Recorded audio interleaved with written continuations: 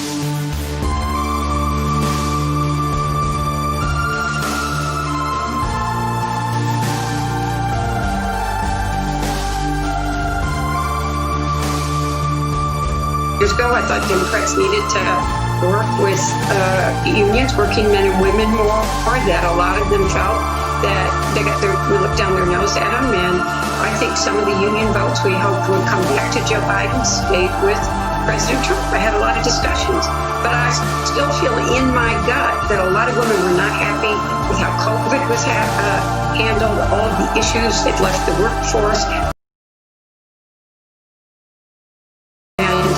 That's why I think in the end, Joe Biden is going to win Michigan. Congresswoman, as mentioned, you won re-election last night. However, Democrats were hoping to pick up seats in the House. Democrats will retain control of the House, but have not padded their majority, it appears.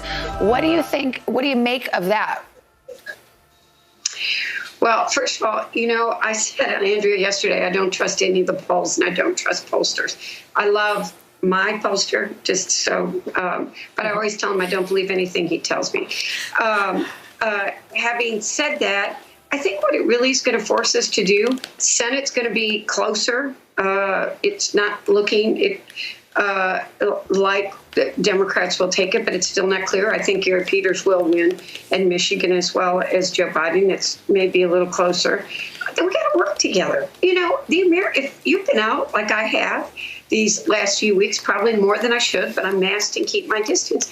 American people are scared. COVID's their enemy, not red states or blue states. There's a lot of people that are unhappy about all the political partisan bickering. They are worried about their jobs and they're worried about COVID. I think each of us, has to look at how we're going to come together and actually get some things done for the American people. Or quite frankly, in the next election, they're going to vote everybody out. Well, and all the people said amen. Yeah. Congresswoman Dingell, thank you very much. It's going to be an incredibly tall order to find that unity she is talking about with the results of this election shaping up the way they are. Well, it's so interesting because when you look at divided government like that, and you look at a Senate and a House that's looking like roughly divided, one argument is that the American people are saying, hey, we want you each to have a role here to play and you should come together. But the fact of our politics is that there is really no incentive individually for any lawmaker to do anything but play to their base. So it's just one of those situations, we don't have time enough to talk about it, where you just wonder, how are we going to go forward as a country? How are we going to find a way to say that dirty word, compromise, and work together? We don't even have swing counties. How many times did you say, and I was telling people it's margins, and I was shorthanding it, meaning there's no vacillating. The only swing voter left in America are people that swing between voting and not voting. But when they vote, they have an idea culturally, and I really think it is a cultural realignment. It's been sitting here. It's not the economy. It's not COVID. It is how people, it is who represents me. Who is my tribe? Yeah. Whose team am I on? Which tribe do I belong to? And people are deeper and deeper into those tribes. It's harder and harder to get out. Think about what you just asked for. You don't get rewarded for being the Senate statesman. Yeah. I think Joe Manchin is popular. I think Kirsten Sinema is popular. I think Mitt Romney is popular. These are three I just pulled out. Casey knows. Yeah. They actually still attempt to try to work across the aisle. The minute they do, their own partisans just kill them. Well, when was the last time you saw congressmen from other parties just even joking or laughing together, having a moment? Like, I was trying to remember the last time I even saw something that simple. It happened. Because if somebody sees it on social media, you get killed. Yeah, no, they absolutely do. And the results of this presidential election, the message is not work together. The message is stay in your corner. I want someone who's in my corner. All right. Yeah, and is that the message that Americans really meant to send? That's the message that's coming through. All right, kids, just ahead, Craig's going to join us to break down some of the major issues that were on the ballots yesterday. A really good day for marijuana. More on that Craig's coming all up over after that story. this. Right Here we go.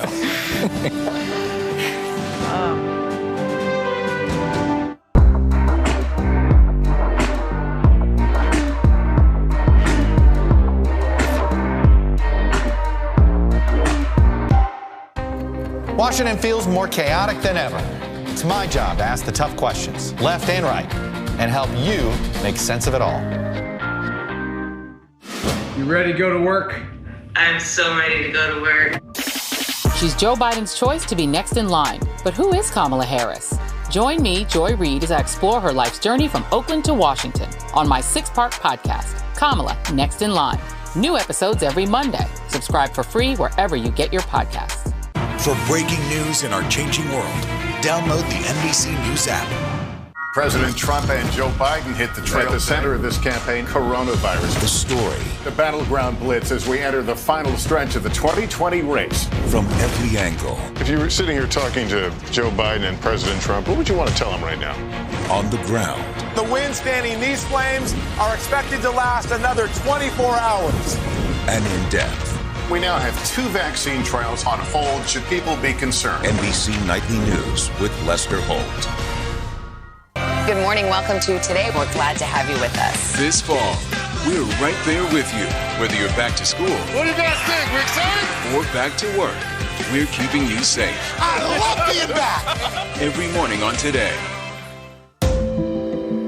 Police murder of unarmed black men has been an American way of death across centuries. After seeing the most comprehensive police reform bill ever introduced in Congress, I've begun to wonder if now is the time. If now is the time the protesters finally win.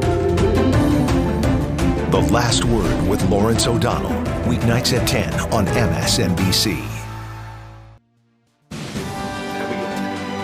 Welcome back. We are obviously focused on those too close to call races, the presidential race. There's some Senate races. Also, by the way, though, some major down ballot issues that were voted on in several states. Yeah, everything from the legalization of marijuana to the rights of the so-called gig workers. Craig joins us now with more on that. Hey, Craig, morning. Hey, good to see you, ladies. As you mentioned before the break, it was a very good night for weed. We'll start with marijuana. 4 states were added to the list of places that allow recreational marijuana use for adults over 21. Here are those states: Arizona, Montana, New Jersey, South Dakota. And if you'll notice there, in most of these states, the margin's pretty substantial.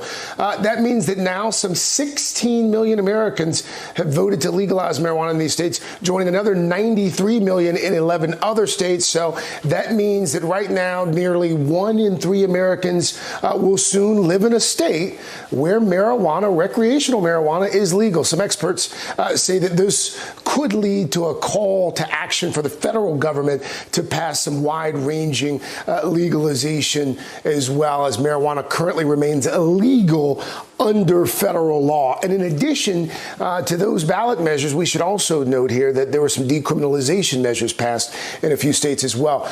Let's go from marijuana now to Mississippi. In Mississippi, voters there voted yes to change the state flag. This is what the state flag looked like. This was the immediate past state flag of Mississippi. It was retired in June after 126 years. One of the state flags that still included a Confederate battle emblem. There were 2 stipulations for the new flag. The Confederate emblem had to go, and the words "In God We Trust" had to be added. Here's what they ended up with in Mississippi. This is what they came up with. The new state flag of Mississippi. It features a magnolia flower, a symbol that has roots firmly planted in the South. And there it is, as you can see, under that magnolia flower, "In God We Trust," the new state flag of Mississippi. And finally, Proposition 22 was passed in California on Tuesday night. It allows companies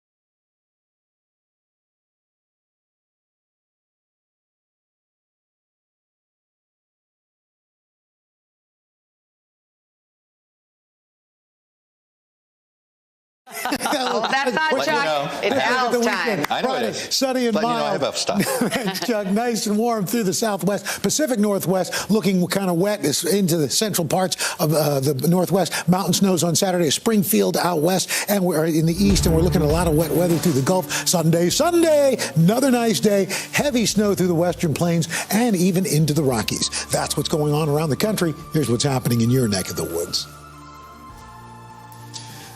Sorry, Don.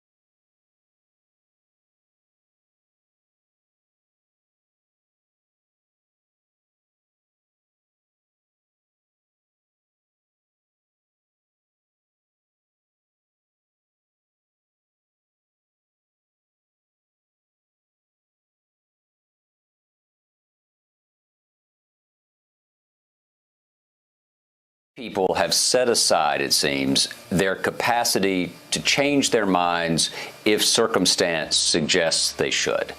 And we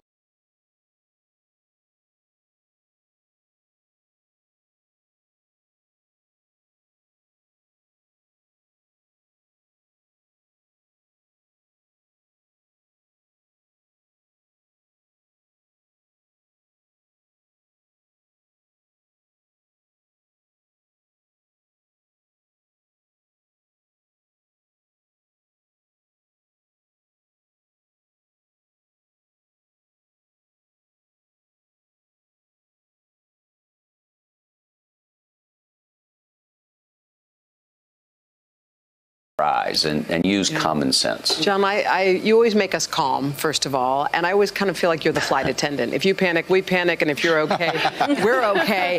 So as you look out, I mean, we're looking out at the streets boarded up. We are looking at people on edge. Yeah. We're wondering when the results are coming in. We're preaching calm. But if you could fast forward a couple of days or a week, what do you see? A lot of this depends on how the president's supporters react to the way the president's going to behave. And there are any number of reasons you could have voted for President Trump, and that's your right. You can't be for democracy for people you agree with and against it if you disagree. But there is a rule of law in the country. There is a process that has served us pretty well for 2.5 centuries. And I think that a lot of folks need to use their own conscience here. They need to use their own heart and mind as they watch what's going to be a close election. I've been watching Chuck and his map obsessively, which is a bad sign for all of us. We need to figure out a way to just think, you know what, I know the president may say this, but that's not what I think. And I'd suggest that the path forward in this election, and arguably the path forward as a country, will come when enough folks think for themselves, as opposed to reflexively following what their leader says. Can I add one more to that, John? I just wonder what you think. I also, and we only have 30 seconds, I'm thinking about this morning, whoever you voted for, could you take a moment and imagine the person who voted for the other, and just assume that they're a good-hearted person who also loves their country. And I think that's a real starting point for all of us. Good. And you got 10 seconds to respond to that. Democracies don't work without empathy. Amen. Perfect. If we can't see each other as neighbors instead of adversaries, we're not going to make it. Love you, John. See ya.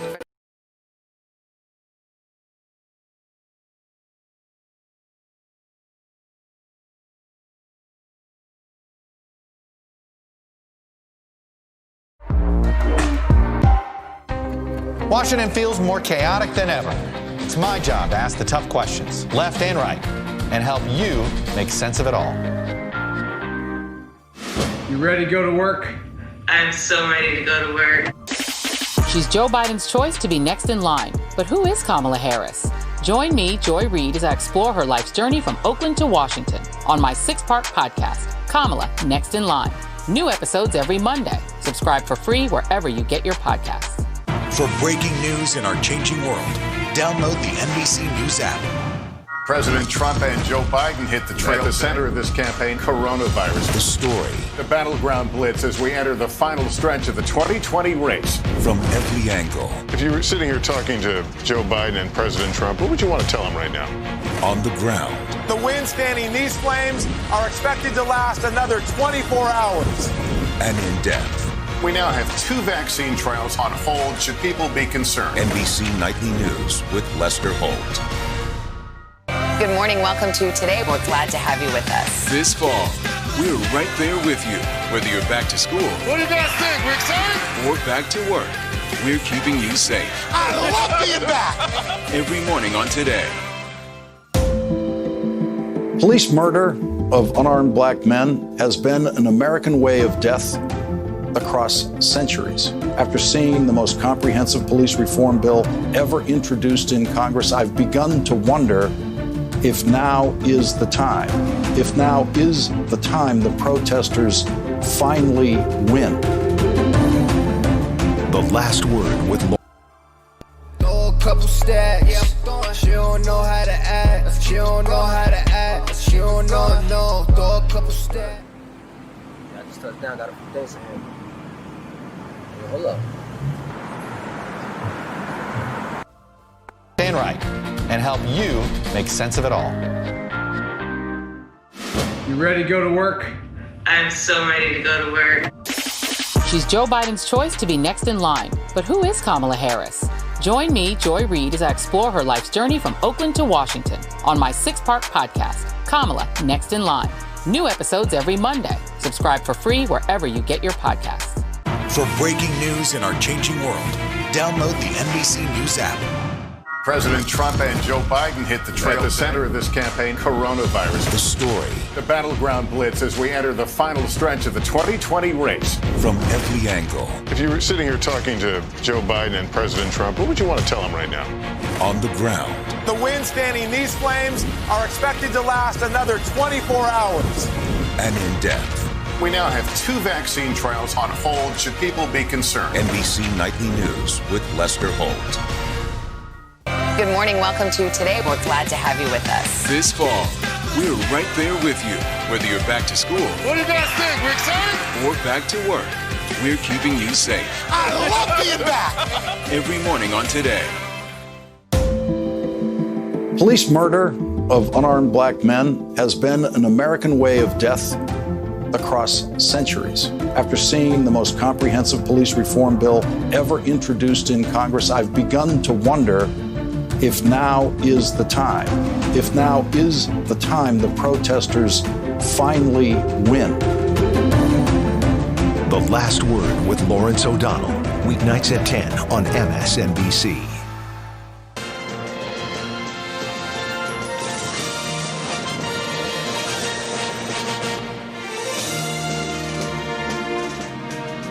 And a good Wednesday morning to you. Welcome to this special edition of the third hour of Today, 9 a.m. here on the East Coast, 6 a.m. out west. And to put it simply, we don't know. We do not have an idea at this point of who the next president of these United States will be, because there are simply millions of votes left to be counted. A number of battleground states still outstanding, Chanel. Absolutely. Good morning to you, Craig. Here's where we stand at this minute. This is the all-important road to 270, the number of electoral votes needed for a candidate to win the election. At this moment, Joe Biden sits at 224 to President Trump's 213. And here's a look at the latest map. You can see all of the states that are outstanding here. The states that are in gray, either too close to call or too early to call, including crucial battlegrounds. And you know these states by heart by now: Pennsylvania, Wisconsin, Michigan, Georgia. Absolutely. We'll be looking at this map all day, and with so much still unknown, it could be days, possibly longer, until we know who the winner is. So let's all take a breath this morning. We have our team of correspondents standing by to help walk us through everything that's happening today. And by the way, if you think you're tired, you've got nothing on this next guy. Steve Kornacki has been at his trusty big board all night long. He's there for us once again tonight. NBC News, MSNBC's national political correspondent. Steve, where do things stand right now? Well, Craig, let's take a look here. You see the electoral vote count: 224 for Biden, 213 for Donald Trump. A bunch of states here. Here's one of them, Arizona, where Biden is leading in the vote tabulation so far. Basically, the drama is there's a specific type of ballot here. It was absentee votes that were cast at the very end, that were basically cast like the day before Election Day, or that were brought in on Election Day. Those are the votes they haven't counted up yet. I think we just want to get a sense, once they start counting those up, do those look good for Biden, or do they portend some kind of late Trump surge here that would be unforeseen? So Biden, certainly, I think his campaign likes where they're sitting in Arizona right now. That state is uncalled. Nevada, again, slim here, but Biden does lead in the vote, in the tabulation right now. Nevada, not till tomorrow, going to release the rest of the vote. The rest of the vote, though, they are telling us it's mail ballots. It's things that are still in the mail right now, mail ballots that arrived today. So, again, I think Democrats probably like that news better than Republicans, because the mail ballots have been good to Democrats. More Democrats voted by mail. Wisconsin, the lead for Biden, 20,000 votes right now. There's a lot of drama there overnight in Milwaukee County with the absentee vote putting Biden ahead. Not a ton of outstanding vote in Wisconsin. So that 20,000 vote lead, again, the Biden campaign feeling good there. Here's an interesting, wow, this just happened, Craig, as we're going through this. Joe Biden has taken the lead in Michigan. And this is one of those states where we were saying it looked like the late counted vote was going to favor Biden, because in a lot of these counties, big counties like Wayne County, where Detroit is, Macomb County, outside Oakland County, they were going to count up their mail ballots late. And we've been seeing Biden all morning make gains there. He's now taken the lead in Michigan. So now Biden has the lead in the tabulation in Arizona, in Nevada, in Wisconsin, and in Michigan. And if you look at the electoral, and by the way, in Maine, which remains uncalled, but statewide Biden leads there. And if you look at the path to 270, if Biden were to get Arizona, hold Nevada, Wisconsin, Michigan, and those 3 electoral votes from Maine, minus a congressional district there, if he were to do that, he'd be at 270. Steve, this is changing minute by minute here. Give us some perspective. We have a little bit of time. In 2016, we know Trump won some states by mere margins, revealing, frankly, we've been talking about it all day, just how split the country was. 4 years later, are we seeing anything different at this point? Yeah, I mean, we are, but it's not that much. I mean, take a look at the electoral map right now, and I'd say, where is there a flip? Where have we seen a red state from 16 go blue, a blue state from 16 go red? At this moment, the only flip we've seen is actually a congressional district in Nebraska. Let me see if I can call that up. You see this little splotch of blue here around Omaha? In Nebraska, they give out their electoral votes by congressional district. Joe Biden won this congressional district in and around Omaha. Trump had won it 4 years ago. It's a flip of 1 electoral vote. But otherwise, as of now, there's no flips on this map. Now, there could be. You know, Biden, as we say, Arizona would be a flip if Biden gets that. Wisconsin would be a flip. Michigan would be a flip if Biden gets that. So there is that could happen now. But so far it hasn't. And even in these states, I mean, look at this. Biden leads by 20,000 votes. Almost all the vote is in. The margin is 0.7 of 1 point. When Donald Trump won this state 4 years ago, the margin was 23,000 votes for Trump. And this actually worked out to 0.7 of 1 point.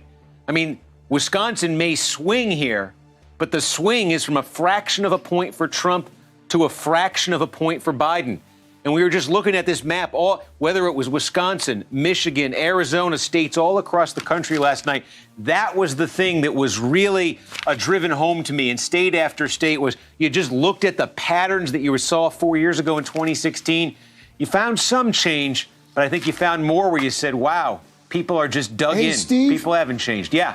Steve, really quickly, can you go back to Michigan for a moment here as we saw those numbers come in real time and those votes that came in that gave Biden a bit of a boost there in Michigan? Do we know where those votes came from geographically? Yeah, let's take a look here. I can show you. This is where the remaining vote is in. Let me try that again. The bigger the bubble, the more votes there are. And so what we've been seeing happen all morning in Michigan is about 4 counties here. Wayne County, that by far is the biggest bubble you have there. That's Detroit, that's Dearborn, and what you see happening there is a lot of the absentee vote, that is to say the mail vote, is being counted late. It's being counted this morning. It was counted overnight. That's the last thing that's being tabulated here. So that has been heavily Democratic as it's come in. And if you look sort of inside this bubble, you got Oakland County and Macomb County. These are big counties directly north of Detroit. You've also had a lot of outstanding mail vote there. And then Grand Rapids, which is Kent County, Michigan. These have been the biggest sources of the vote, and the mail vote in all of these places has been trending Democratic. So that's what we've been seeing. Donald Trump jumped out in the tabulation early on in Michigan to what looked like a big lead. That was the same day vote that gave him the big lead. The mail is what's brought this back. It's a big deal there. Those Steve, while you were walking us through Michigan, the Biden campaign also just put out a statement with regards to Michigan, quote, we will be able to start claiming an insurmountable vote by mail lead soon. That just coming out from the Biden campaign, you know. Phenomenal perspective there, Steve. Of course, we'll be checking back in with Steve coming up in just a little bit.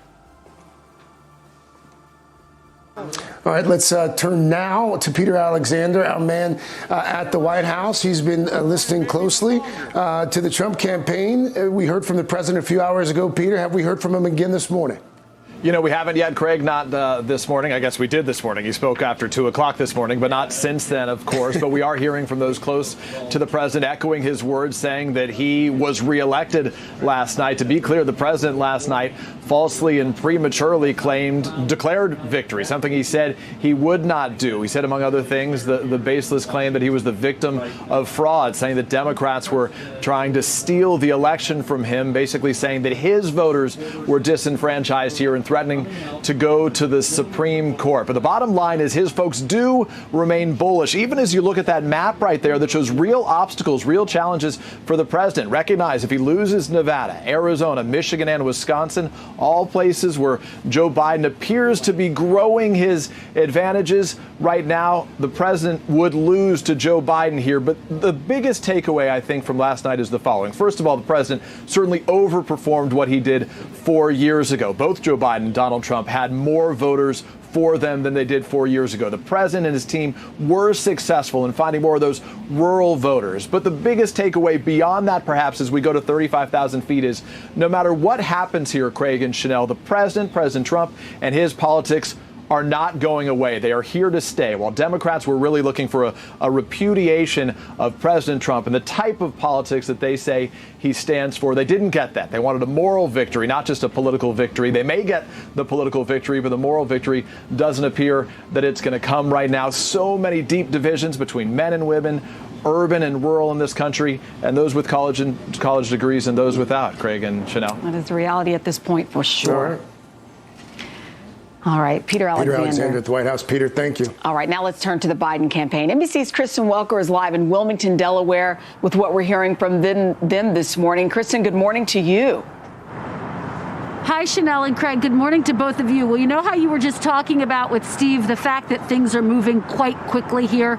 Well, I can tell you that that's what's happening inside the Biden's campaign. I've been talking to officials who tell me we're going to hear from the former vice president a little bit later on today. They expect that to happen this afternoon. And I am told you can expect Biden to be more bullish. He is going to lean into these latest results that we are seeing in Michigan and throughout the Midwest. The campaign is feeling very confident at this hour. Why? Because of those Midwestern states, that so-called blue wall that did not hold for Hillary Clinton. They think they're going to hold it. So they like what they see in Michigan, Wisconsin, Pennsylvania, and even Nevada. So those are the states to be watching quite closely at this hour as this continues to be a moving target that is changing moment by moment. Now, in terms of what Peter was talking about, the fact that you had that extraordinary statement from President Trump overnight, essentially coming out and claiming victory before all of the votes have been tallied. The Biden campaign blasting the president for that. The campaign manager saying that it was outrageous and unprecedented. Let me read you a little bit of what she had to say, and then we'll play some of Biden's sound from overnight. The campaign manager writing, "We repeat what the vice president said. Donald Trump does not decide the outcome of this election. Joe Biden does not decide the outcome of this election, and the democratic process must and will continue until its conclusion." That is the core message from Joe Biden himself, that people need to let this process play out and they need to let all of the votes be counted. Again, he did address a crowd of supporters here. They were socially distant, many in their cars. Here's what he had to say. Take a listen. We knew this was going to go long, but who knew we were going to go into maybe tomorrow morning, maybe even longer. But look, we feel good about where we are. We really do. I'm here to tell you tonight, we believe we're on track to win this election. So a really confident, defiant statement there from Vice President Biden as he remains here in Delaware, watching these results come in along with the rest of the world. Guys, back to you. All right, Kristen Welker there in Wilmington covering Joe Biden. Kristen, thank you. Chanel, one of the first battleground states, if not the first battleground state to fall last night, Florida. Absolutely. NBC's Carrie Sanders is live in St. Petersburg with how the night went in Florida. Carrie, what a night. It was an incredible night, and Biden supporters in the state are saying, how did that happen? While Trump supporters are not only gleeful, they're praising how President Trump effectively targeted a voting group within a group. This morning, Trump voters in Florida celebrating, dancing in the streets of Miami's Little Havana. Donald Trump's, the values he stands for me, it's the same values I share. Donald Trump has a special touch. He's got something. He's amazing. Overnight, the president himself reveling in his win. Florida was a tremendous victory. Miami-Dade County key to Trump's Florida victory. It's home to a large number of conservative Latinos, unique in the state and country. You know, Miami is, some would say, is Hong Kong, right? The rest of Florida is sort of, is kind of connected. Miami's its own thing. It's its own entity. To go down as one of the most progressive presidents in American history. A flood of political ads tying Biden to socialists struck fear in many Miami-Dade Latinos who'd escaped communist regimes in Cuba and Venezuela. People that, like me, that was born under a socialist regime, we don't want that happening in the United States. And though the Biden campaign outspent Trump in Spanish-language ads, they came too late, according to one Democratic advisor, helping get out the Latino vote. To Cuban Americans, Venezuelan Americans, socialism is like kryptonite. Did the Biden campaign miss that? I don't think they missed it. I think they missed the opportunity of starting earlier to combat that. The upset catching the Biden campaign off guard. Everybody knew that Florida was going to be the problem child. The Latino vote also strong in other states like Texas, which stayed red, and New Mexico, which went for Biden. It just shows state by state, population by population, the Latino vote couldn't be more different. Back in Florida, some Biden supporters on social media ready to cut the whole state loose. A lesson for politicians that at your own peril, misunderstanding a group can cost you. Guys? Very good point, Kerry Sanders, as always. We'll be talking a lot about what happened there in Florida.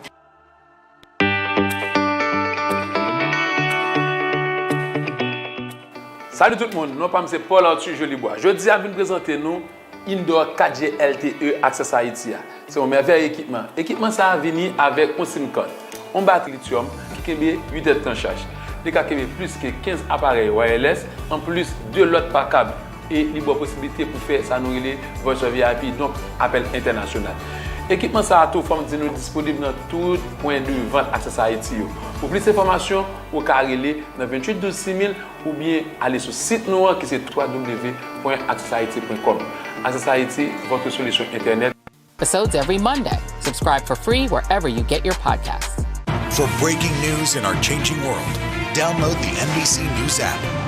President Trump and Joe Biden hit the trail. At the center of this campaign, coronavirus. The story. The battleground blitz as we enter the final stretch of the 2020 race. From every angle. If you were sitting here talking to Joe Biden and President Trump, what would you want to tell them right now? On the ground. The winds fanning these flames are expected to last another 24 hours. And in depth. We now have 2 vaccine trials on hold. Should people be concerned? NBC Nightly News with Lester Holt. Good morning. Welcome to Today. We're glad to have you with us. This fall, we're right there with you. Whether you're back to school. What do you guys think? We're excited? Or back to work. We're keeping you safe. I love being back. Every morning on Today. Police murder of unarmed black men has been an American way of death across centuries. After seeing the most comprehensive police reform bill ever introduced in Congress, I've begun to wonder if now is the time. If now is the time the protesters finally win. The Last Word with Lawrence O'Donnell. Weeknights at 10 on MSNBC.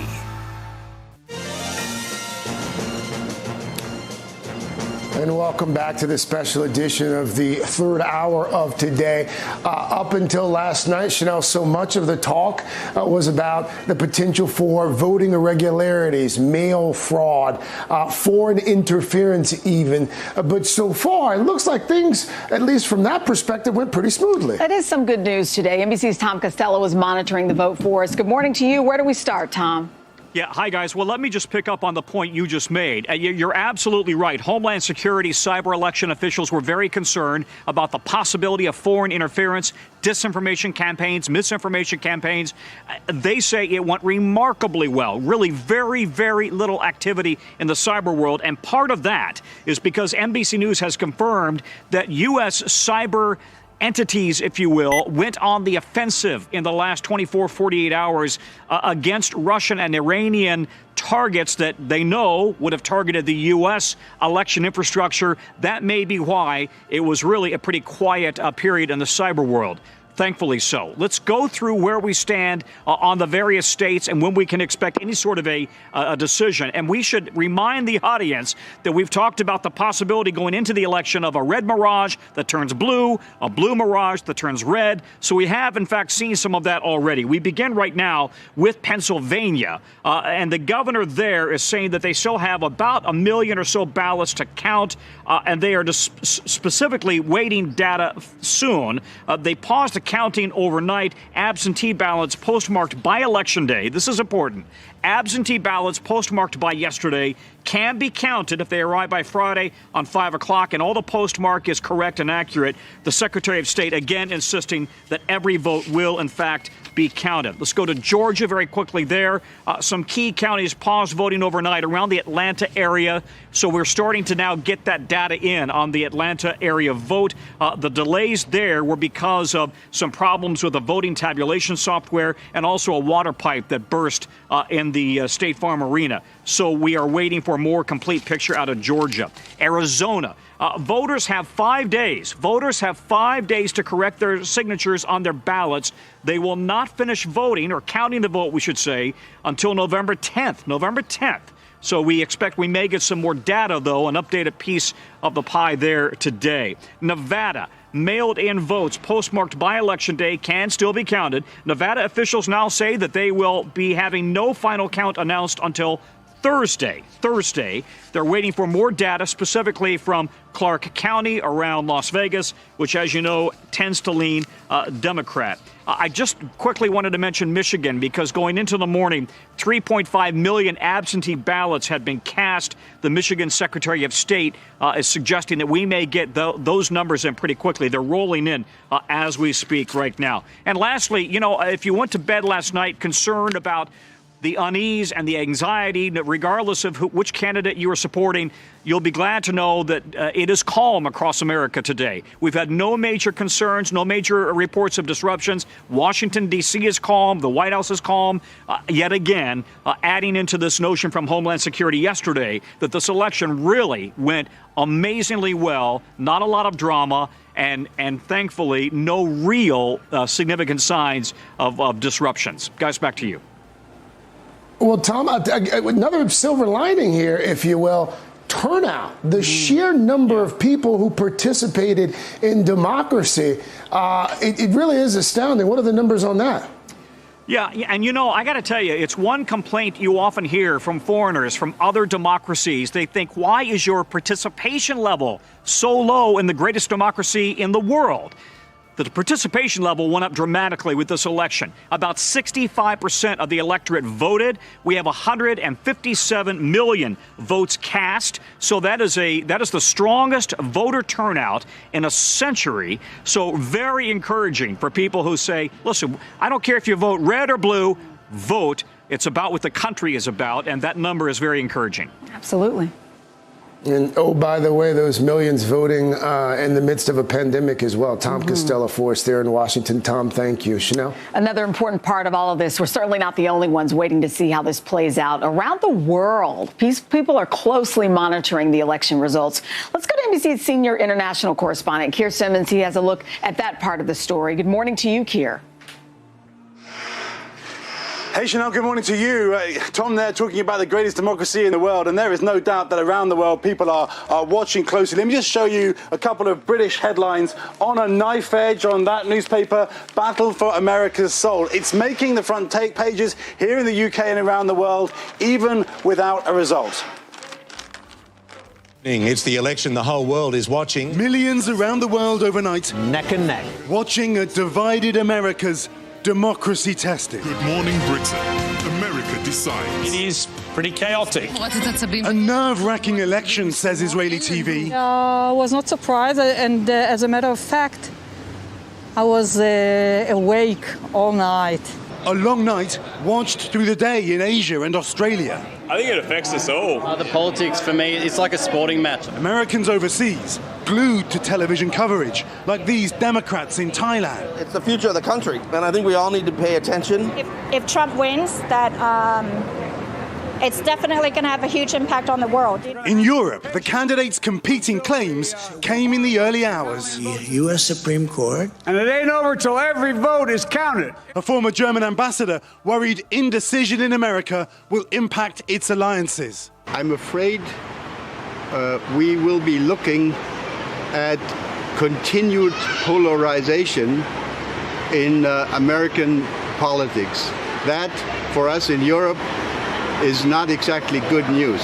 Britain, America's closest ally, expressing faith in the US system. We respect the values of democracy and the checks and balances reflected in the US system. America's friends holding their breath. I always thought it was going to be closer than people thought. Very depressed. I think it's going to be very close. It's going to be drawn out. It's going to be like the 2000 election again. America's foes quick to criticize. In China, the hashtag US election has been viewed 3.4 billion times. America is without hope, says one senior Chinese state media journalist. In Russia, pro-Kremlin media warning of chaos in America. While the Middle East, a region that perhaps more than any other looks to America for leadership. We will not have a good solution from the United States as a Palestinian. I've never seen America that divided, to be honest. Wondering where the world goes now. And while America figures out what it voted for, who it voted for, it's no exaggeration to say, guys, the world is trying to work out what American leadership is going to look like in the years ahead. All right, great report. Thank you, Kier. Now it seems like a good time to take a little breath. Let's get a quick check of your local weather.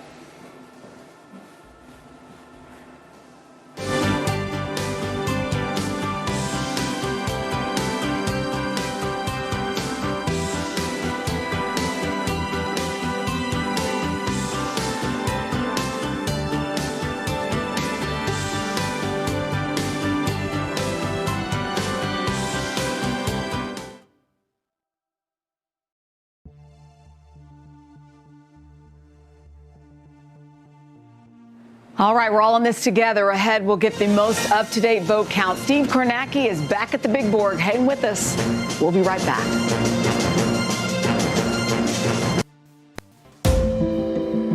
Police murder of unarmed black men has been an American way of death across centuries. After seeing the most comprehensive police reform bill ever introduced in Congress, I've begun to wonder if now is the time. If now is the time the protesters finally win. The Last Word with Lawrence O'Donnell. Weeknights at 10 on MSNBC.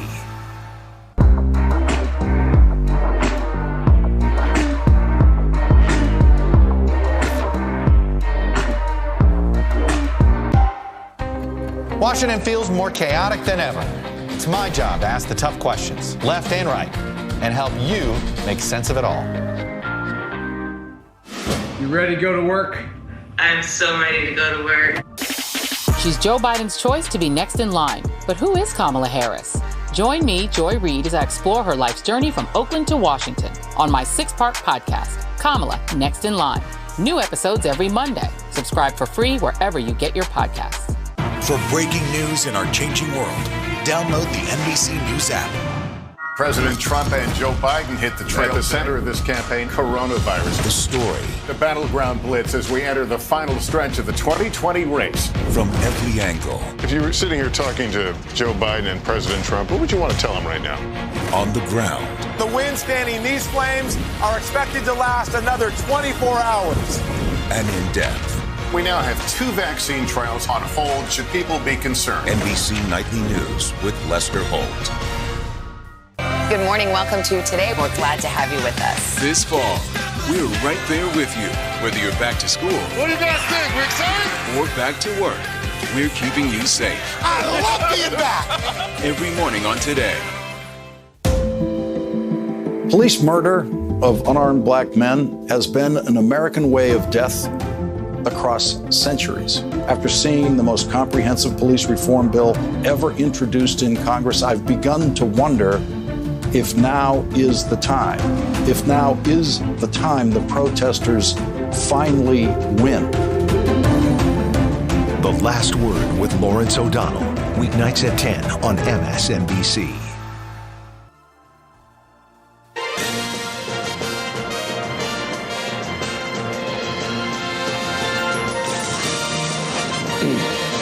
And welcome back to this special edition of the third hour of Today. At this hour, the votes are still being tallied. The race for the White House is still undecided, and it could be days before we know the winner, Chanel. Very true. All eyes are now on a handful of states that will swing this election. Right now, Joe Biden is holding a slight lead in the race to 270, the number of electoral votes needed to win the presidency. Over the past several weeks, both campaigns have focused in on the state of Pennsylvania and its 20 electoral votes. And right now, of course, the Keystone State is certainly too early to call. Here's what the Biden campaign had to say this morning about the vote there specifically. Quote, "We feel confident and we expect Philly vote by mail to drop tonight or tomorrow." And Philadelphia, the city of brotherly love, is where we also find NBC's Stephanie Goss. Stephanie, good morning to you. Why is the Biden campaign so confident about Philadelphia? Well, Philadelphia will be really a stronghold for him. I'm standing in front of the convention center. This has been called the counting factory here. 10 to 14,000 votes an hour are being counted. When you look at the numbers right now, you'll see Trump has a double-digit lead. But you have to put that into context. The outlying and outstanding votes in this state will predominantly go for Biden, but he has to make up a lot of ground. You talk about the counties that have the most votes still to count, includes here Philadelphia. Then it's the Philadelphia suburbs, Montgomery, Chester, which actually is a very conservative suburb and will go for Trump, but we'll have to keep our eye on it to see if Biden can run up some numbers there. And then it's Allegheny County. That's where Pittsburgh is. They went home last night. They're coming back and restarting their count at 10 a.m. It could be days before we know what's happening here in Pennsylvania. And you saw last night Governor Tom Wolf hitting back at the president, who had called on the counting after Election Day to stop. He said that was partisan interference in this election process. Guys, back to you. Hey, Steph, the Attorney General there in Pennsylvania. Looks like Steph's putting her earpiece back in, so I think she can hear us now. Can you hear us now, Steph? Steph, can you hear me? I got you, Craig. Okay. The Attorney General there was on our air just a few hours ago and said that they were preparing for lawsuits in Pennsylvania.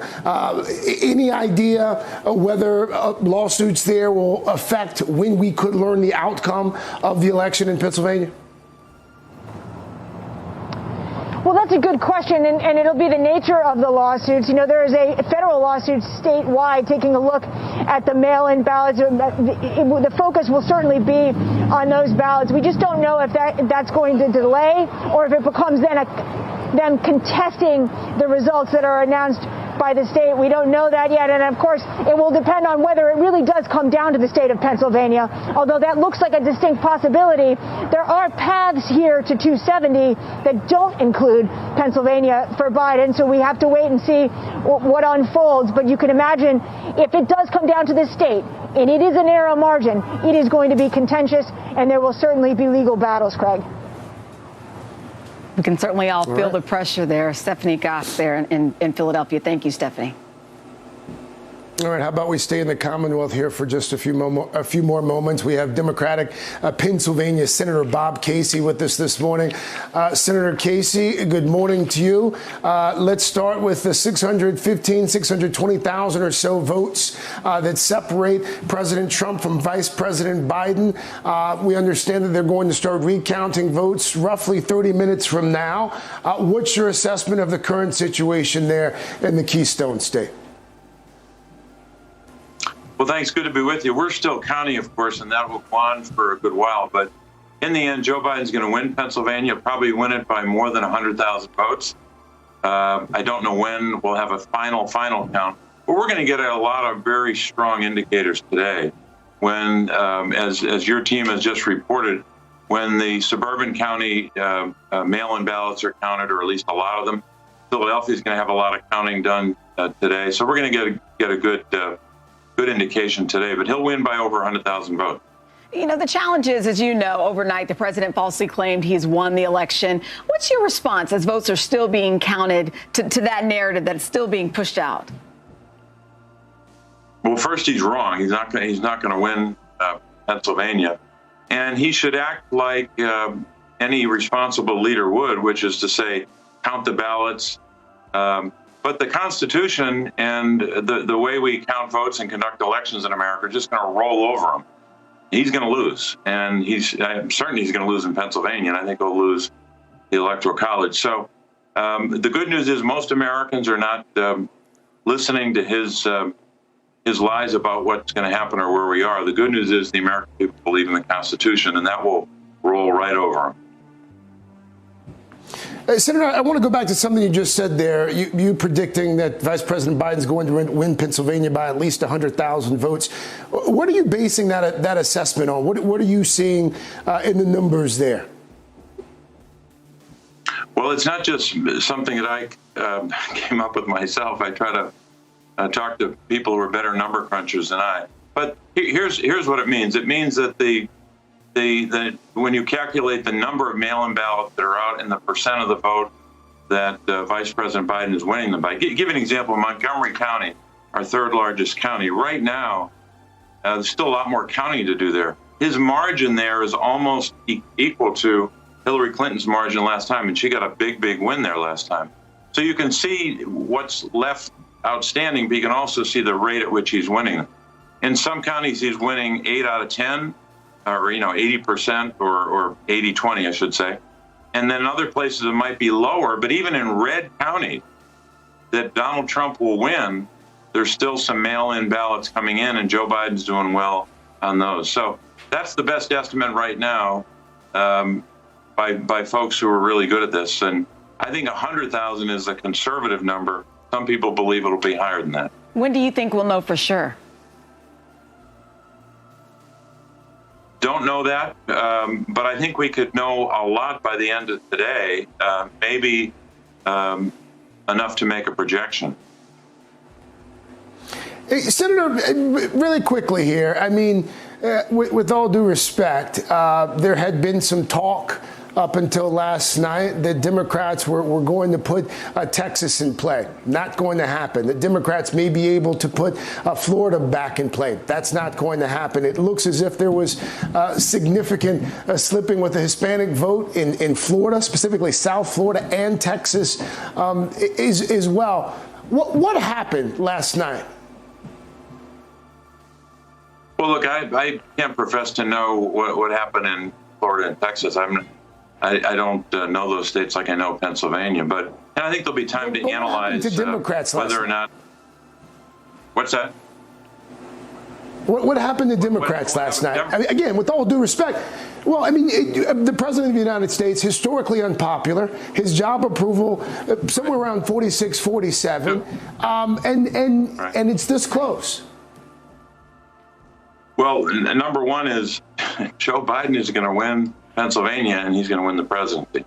So Donald Trump will be defeated, but we can analyze how, why one candidate got a certain percent of the vote versus the other, but Joe Biden's going to win the presidency. And to Craig's point here, I think the bottom line is that this isn't a landslide, no matter how you cut it. What would you say to people watching? Because clearly we are divided. No question about it. We were before the election, and we will be after. But I do think that by electing Joe Biden, we can have someone who will not just talk about unity, but will work on it every day. He has the experience to do it, the character to do it, and unifying people means you have to work hard. We've had 4 years of a president who spent every day. Fear and smear, demonize and divide. Every day, that's all he said. That's all he did. And he's been pretty effective at smearing people and dividing them, but that day's coming to an end. But we're all going to have to figure out ways to work together, because the problems we face are a set of problems that no group of Americans have faced in maybe 75 years, with a 100-year, once in a 100-year public health crisis, a jobs crisis, climate, so much ahead of us, including healing our racial wounds. So we're all going to have to work at it, but I think a lot of people are willing to put in that work. All right, Democratic Senator Bob Casey for Senator Casey, thank you. Thanks for that. All right, up next, Steve Kornacki is crunching the numbers. We'll have the very latest results just coming in when we come right back.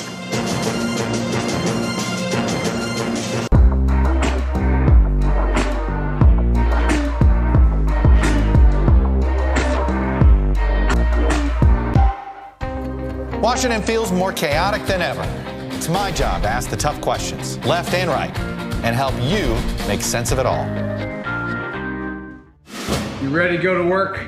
I'm so ready to go to work. She's Joe Biden's choice to be next in line. But who is Kamala Harris? Join me, Joy Reid, as I explore her life's journey from Oakland to Washington on my 6-part podcast.